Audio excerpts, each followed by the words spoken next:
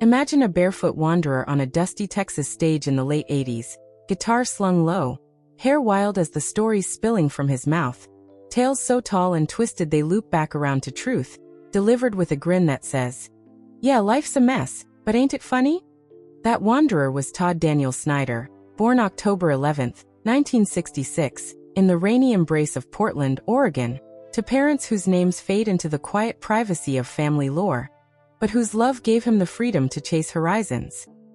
The Sniders moved often, Oregon's drizzle to Texas sunshine, then Memphis rhythms calling like a distant train whistle, raising Todd and his siblings in a home where music wasn't background but breath.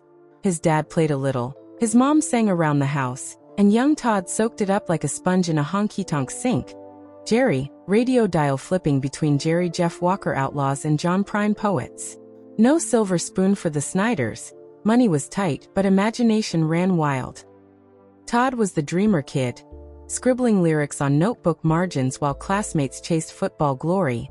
His laugh already that infectious cackle that would one day hush theaters before erupting them into roars. Family holidays meant road trips in beat-up vans, windows down, cassette tapes warbling Chris Christopherson, Todd in the back seat mimicking every twang and tremor. "Music's the only church I ever needed," he'd later say, voice gravelly from years of smoke and stories, but back then it was pure joy. The way a song could turn a rainy afternoon into adventure, a broken heart into a punchline. Little did that Oregon boy know his voice would one day echo through the backroads of Americana, lifting the lost and laughing at the absurd, until November 14, 2025, when at just 59, pneumonia, quiet and cruel after a brutal assault and unseen battles, silenced the storyteller we weren't ready to lose.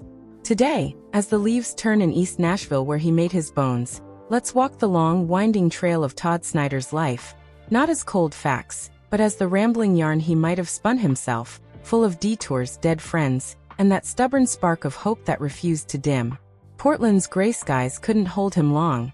By his teens, Todd was in San Antonio, Texas, where the air smelled of barbecue and possibility. High school was a blur of odd jobs, flipping burgers, mowing lawns, anything to fund the dream of open mics at Cheatham Street Warehouse, the legendary joint run by Kent Finley, who became Todd's first real mentor. Picture a skinny kid with a thrift store guitar, nerves jangling like loose change, stepping up to sing originals that mix folk wisdom with stoner philosophy. Finley saw the spark. "Boy, you've got stories in you older than your years." Jerry Jeff Walker caught a set one night, eyes twinkling under that cowboy hat, and pulled Todd aside. "Keep writing like nobody's listening, that's when it's real." Those Texas nights forged him, busking for tips in Austin dive bars, sleeping on couches, sobriety a fleeting visitor as weed and whiskey eased the ache of always being the new kid. But the songs came pure, wry observations of barflies and dreamers, underdogs railing against the machine with a wink instead of a fist. By 1986, at 20, Todd chased the Memphis sound, landing gigs backing legends like Keith Sykes, his voice raw and ready, stories lengthening between tunes until crowds begged for more yarn than song. Marriage came young, to Melita, a kind soul who grounded his chaos for a while, though no children blessed their union, just the road calling louder than cradle lullabies. The 90s dawned with promise. A move to Nashville, that glittering graveyard of dreams, where Todd scraped by in East Nashville's gritty embrace. Cheap rents, cheaper beers, a community of misfits turning pain into poetry. Nashville in the early 90s was Todd's crucible. East Nashville back then? Forgotten warehouses, shotgun houses, musicians trading riffs for rent money. Todd fit right in, barefoot on stages, hat collecting tips, his between-song monologues stretching 10, 15 minutes. Tales of drug-fueled mishaps, celebrity brushes, existential detours that left audiences in stitches and tears. Jimmy Buffett caught wind, signed him to Margaritaville Records, and 1994 songs for the Daily Planet burst forth like a long-held breath. Talkin' Seattle grunge rock blues, that hilarious spoof of grunge sellouts, cracked the charts, Todd's deadpan delivery making America laugh at its own absurdity. Step Right Up followed in 96, sharper edges, deeper heart. I Believe You, a tender ode to lost love wrapped in irony. Major labels came knocking, MCA, then Oh Boy for John Prine's imprint. But Todd stayed true to the fringe, His live shows legendary for the stories.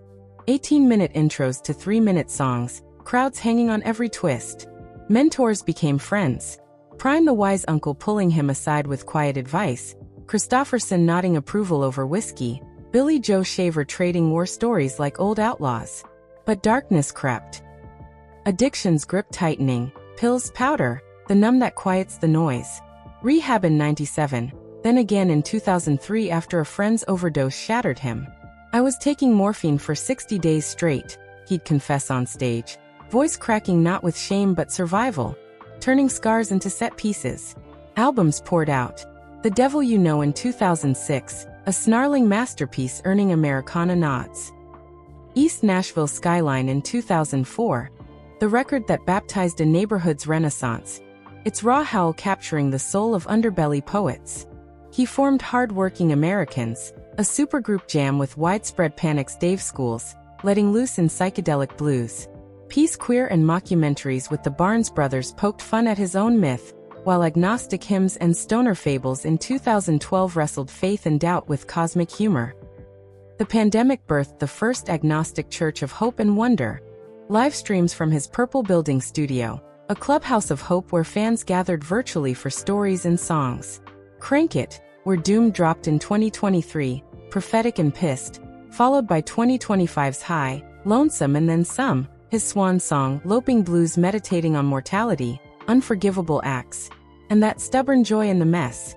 Money never drove Todd, freedom did. Net worth hovered modest.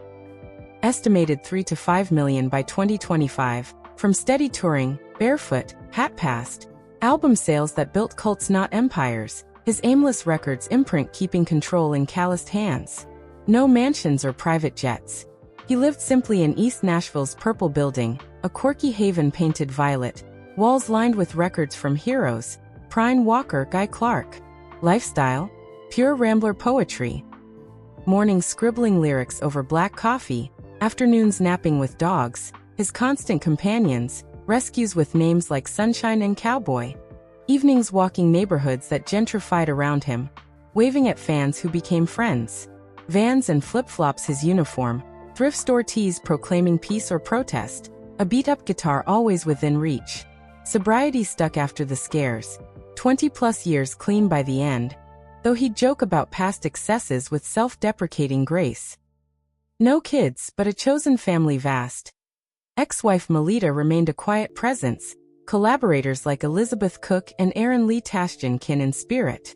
Tours were marathons, hundreds of shows yearly, driving himself in a van stacked with merch, stopping at dive bars for impromptu sets.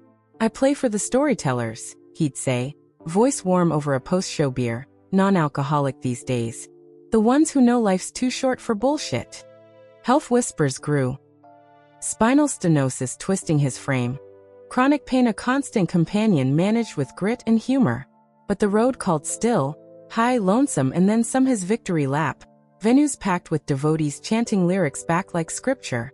October 2025 sparkled with promise. The tour rolling, new album fresh, Todd's tales sharper than ever. But November 1st in Salt Lake City shattered it.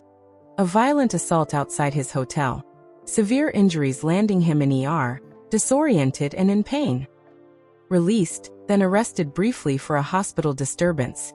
Bodycam capturing a man confused, hurting, far from the stage sage. Tour cancelled, he flew home to heal, but breathing grew labored. Undiagnosed walking pneumonia festering amid the trauma. Hospitalized in Hendersonville, Tennessee, condition complicating fast. Family rallying with prayers and posts asking for light. November 14th, in the quiet of a hospital room, Todd slipped away.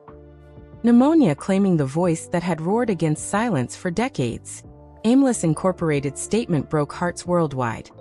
Our folk hero, our poet of the world, sail on old friend. Tributes flooded. Jason Isbell refusing to accept it. Fiona Prine mourning a brother in boundless love. Fans lighting joints and cranking. Alright guy loud enough to wake the neighbors, just as he would have wanted. Todd Snider's legacy isn't platinum plaques or arena anthems. It's the misfits who found themselves in his mirror. The addict who laughed at rock bottom and conservative Christian. The dreamer hustling intention. The grieving soul clinging to just like old times. He mentored quietly, hazed Carl, Aaron Tashjian carrying his torch, officiated Jason Isbell's wedding with barefoot vows, turned East Nashville into Americana's beating heart. The purple building stands as shrine, his records eternal campfires for storytellers. No children of blood, but thousands of chosen kin, his dogs waiting at some rainbow honky-tonk.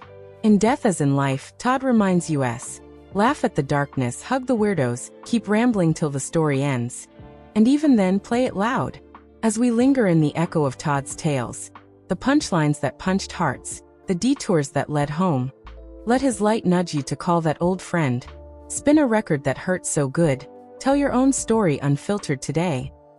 If Todd's rambling road touched your soul like it has mine, please hit subscribe and give this video a like.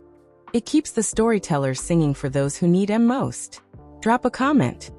What's your favorite Todd yarn? Until next time, keep it real, keep it weird. Play one for Todd tonight. Sail on, brother. We'll see you down the line.